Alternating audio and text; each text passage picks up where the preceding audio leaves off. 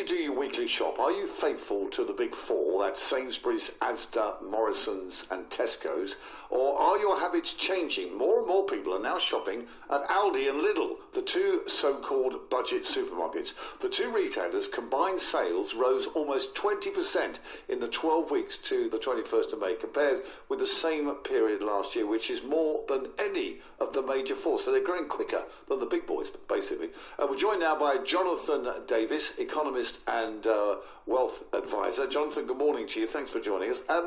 We heard yesterday on the programme about food inflation. Do you think it's because prices are on the up that we're looking for a cheaper alternative? No, this is an ongoing trend that's been going for several years. Oh, wow. And I'm delighted you're asking me the question, because my wife and I have been very happy regular shoppers at Aldi for 10 years. Wow. And indeed, that was when the combined market share of Aldi and Lidl was only 2 or 3%. It's now in the double digits, and correctly so, because their offering is superb, their service is very good. People used to ask me, why on earth do you shop at Aldi? I said, because the quality is amazing and the prices are 40% less than the big four that you mentioned. No, but Jonathan, so why wouldn't you? In the old days, didn't you have to wear a paper bag over your head if you went into... No, I mean, you know what I mean? Well, it's very true. My wife and I were deemed very strange people that we shopped at Aldi. Well, we had a very quiet smile to ourselves, and the fact is, the Great British population are agreeing with us, because more than 10% of all the grocery shopping in the UK is now at these two companies. And as I say, rightly so. The offering is superb. Is it because prices are generally rising? Yes, prices are generally rising, but they are rising more slowly at Aldi and Lidl. The big boys must be very worried about this. Oh, yeah. Oh, no question. They've been worried for the last 3 or 4 years. They were very complacent, and then all of a sudden, you may recall, Tesco had big problems, Sainsbury's had problems.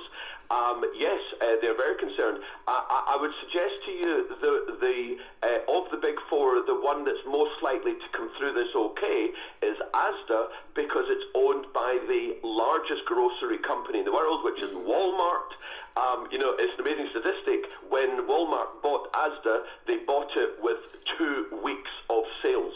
That's how big Walmart is. Right. Jonathan, what's interesting, I think, when it comes to Aldi and Lidl is that all of them are relatively the same sort of size. They're not huge. I mean, you never see a big out-of-town, massive, big superstore of an Aldi or Lidl. I mean, will they ever go like that, or will they stay, do you think, in this kind of small, almost local supermarket size? Is that what's working for them? Why would you change a winning formula?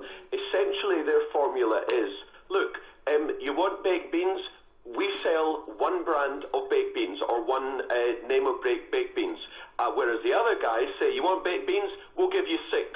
Nobody needs 6 types of baked beans. That's a very good point.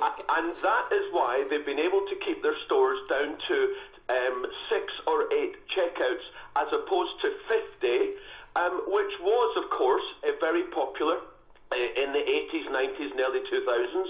But people, now we go to the general economy, incomes have not been rising for 10 years, whereas the cost of living has risen a bit faster than incomes.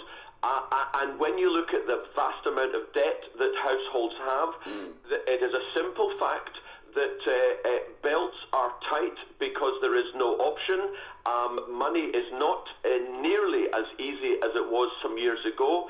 And Aldi and Lidl provide an excellent offer for people who are strapped for cash. Jonathan, thank you very much indeed. That's Jonathan Davis, economist and wealth advisor.